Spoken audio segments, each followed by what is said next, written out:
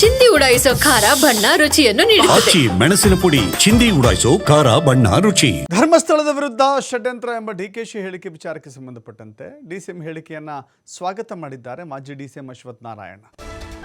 ಡಿಕೆಶಿ ಅವರ ಹೇಳಿಕೆಯನ್ನು ನಾವು ಸ್ವಾಗತ ಮಾಡ್ತೇವೆ ಅಂತ ಹೇಳಿದ್ದಾರೆ ಅಶ್ವಥ್ ನಾರಾಯಣ್. ಸರ್ಕಾರ ಮೈ ಮರೆತರೆ ಏನಾಗುತ್ತೆ ಅರ್ಥ ಮಾಡಿಕೊಳ್ಬೇಕು. ಈ ರೀತಿ ಹೇಳಿಕೆ ಕೊಟ್ಟು ನುಣಿಸಿಕೊಳ್ಳುವಂತ ಪ್ರಯತ್ನ ಮಾಡಿದ್ದಾರೆ. ದೂರು ನೀಡಿರುವ ಈ ಮುಸುಕುಧಾರಿ ಯಾರು? ಸೋಷಿಯಲ್ ಮೀಡಿಯಾದಲ್ಲಿ ಮನಬಂದಂತೆ ಬರೀತಾ ಇದ್ದಾರೆ. ಇವರೇ ತನಿಖೆ ನಡೆಸ್ತಾ ಇದ್ದಾರೆ, ಇವರೇ ತೀರ್ಪು ಕೊಡ್ತಾರೆ.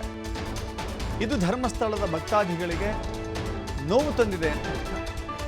ಅಪಪ್ರಚಾರ ನಡೀತಾ ಇದ್ರೂ ಕೂಡ ಗೃಹ ಸಚಿವರು ಮೌನವಾಗಿದ್ದಾರೆ. ತನಿಖೆ ಬೇಗ ಮುಗಿಸ್ಬೇಕು, ತನಿಖೆಗೆ ಸಮಯವನ್ನ ನಿಗದಿ ಮಾಡಬೇಕು, ಷಡ್ಯಂತ್ರದಲ್ಲಿ ಯಾರ್ಯಾರು ಶಾಮೀಲಾಗಿದ್ದಾರೆ ಅಂತ ಡಿಕೆ ಶಿವಕುಮಾರ್ ಹೇಳಬೇಕು, ಪಿತೂರಿಯಲ್ಲಿ ಯಾರಿದ್ದಾರೆ ಅಂತ ಬಯಲಿಗೆಳಿಬೇಕು ಅಂತ ಹೇಳಿ ಸವಾಲಿಸಿದ್ದಾರೆ ಡಾಕ್ಟರ್ ಸಿ.ಎನ್. ಅಶ್ವಥ್ ನಾರಾಯಣ್.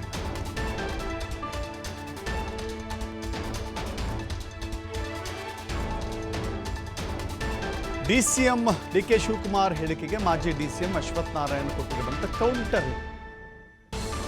ಸರ್ಕಾರದ ಭಾಗವಾಗಿರುವಂತ ಅದು ಉಪಮುಖ್ಯಮಂತ್ರಿ ಸ್ಥಾನದಲ್ಲಿರುವಂಥವರೇ ಷಡ್ಯಂತ್ರ ಅಂತ ಹೇಳ್ತಿದ್ದಾರೆ. ಗೊತ್ತಿಲ್ಲ ಯಾವ ಅರ್ಥದಲ್ಲಿ ಡಿಕೆ ಶಿವಕುಮಾರ್ ಇದನ್ನು ಷಡ್ಯಂತ್ರ ಅಂತ ಹೇಳಿದಾರೋ ಗೊತ್ತಿಲ್ಲ.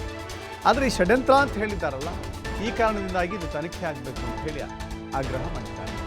ತನಿಖೆ ಆಗಬೇಕು, ಇದನ್ನು ನಾವು ಸ್ವಾಗತ ಮಾಡ್ತೇವೆ. ಯಾರು ಷಡ್ಯಂತ್ರ ಮಾಡಿದ್ದಾರೆ ಅನ್ನೋದನ್ನು ಹೇಳಬೇಕು. ಸರ್ಕಾರ ಮೈ ಮರೆತರೆ ಏನಾಗ್ತಾ ಇದೆ. ಜೊತೆಗೆ ಯೂಟ್ಯೂಬರ್ಗಳ ವಿಚಾರಕ್ಕೆ ಸಂಬಂಧಪಟ್ಟಂತೆ ಅಥವಾ ಸೋಷಿಯಲ್ ಮೀಡಿಯಾದಲ್ಲಿ ಮನಬಂದಂತೆ ಬರೆದುಕೊಳ್ಳುವಂಥ ವಿಚಾರಕ್ಕೆ ಸಂಬಂಧಪಟ್ಟಂತೆ ಮಾತನಾಡಿದ್ದಾರೆ.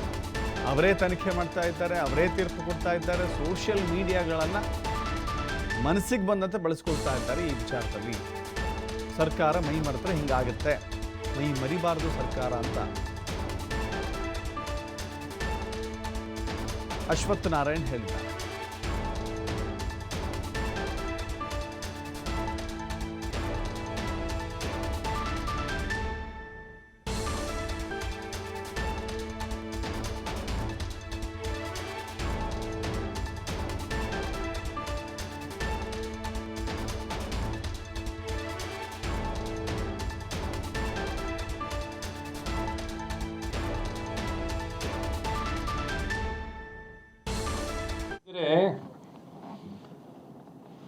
ನಿಜಕ್ಕೂ ಆ ಮುಕ್ತವಾದಂಥ ಹೇಳಿಕೆನೂ ನಾನು ಸ್ವಾಗತಿಸ್ತೀನಿ. ಅದೇ ಸಂದರ್ಭದಲ್ಲಿ ಒಂದು ಸರ್ಕಾರವಾಗಿ ಮೈ ಮರೆತರೆ ಏನಾಗುತ್ತೆ ಅನ್ನೋಂಥದ್ದನ್ನು ಅವ್ರು ಅರ್ಥ ಮಾಡ್ಕೋಬೇಕು. ಇವತ್ತು ಈ ಒಂದು ಮಾತು ಹೇಳಿಬಿಟ್ಟು ಎಲ್ಲದರಿಂದ ನುಳ್ಚ್ಕೊಂಡ್ಬಿಡ್ತೀನಿ ಅನ್ನೋಂಥದ್ದನ್ನ ಈ ಒಂದು ಹೇಳಿಕೆ ಮೂಲಕ ಹೇಳಿದ್ದಾರೆ. ಆದರೆ ಇವತ್ತು ಆ ಒಂದು ಸ್ಥಳಕ್ಕೆ ಇಂಥ ಒಬ್ಬ ಅನಾನ್ಮಿಕ ವ್ಯಕ್ತಿ ಯಾವ ಹಿನ್ನೆಲೆ ಇದ್ದಾನೋ, ಯಾರು ಇವರು, ಏನು ಹಿನ್ನೆಲೆ ಏನಂತದನ್ನ ಯಾವುದು ತಪಾಸಣೆಯನ್ನು ಮಾಡದೆ ಈ ರೀತಿ ಇವತ್ತು ಪರಿಸ್ಥಿತಿ ನಿರ್ಮಾಣ ಮಾಡಿರುವಂಥದ್ದು ನಿಜಕ್ಕೂ ಎಲ್ಲರಿಗೂ ಬಹಳ ನೋವಿನ ಸಂಗತಿಯಾಗಿದೆ, ನೋವಿನ ವಿಚಾರವಾಗಿದೆ. ಈಗಾಗಲೇ ಈ ವಿಚಾರದಲ್ಲಿ ಸದನದಲ್ಲೂ ನಮ್ಮೆಲ್ಲ ಸದಸ್ಯರು ಬಹಳ ಪ್ರಬಲವಾಗಿ ಸರ್ಕಾರದ ಗಮನ ಸೆಳೆಯುವಂಥದ್ದು, ಸರ್ಕಾರಕ್ಕೆ ಮನವರಿಕೆಯನ್ನು ಮಾಡುವಂಥ ಕೆಲಸಗಳನ್ನು ಇವತ್ತು ಮಾಡುವಂಥದ್ದಾಗಿದೆ. ಮತ್ತು ಸಾರ್ವಜನಿಕವಾಗಿಯೂ ಸಮಾಜದಲ್ಲೂ ಇವತ್ತು ಇಡೀ ಸಮಾಜ ಎದ್ದು ನಿಂತಿದೆ. ಇಡೀ ಸಮಾಜ ಎಲ್ಲರೂ ಎದ್ದು ನಿಂತಿದ್ದಾರೆ. ಇವತ್ತೆಲ್ಲ ಬೀದಿಗಿಳಿದಿದ್ದಾರೆ.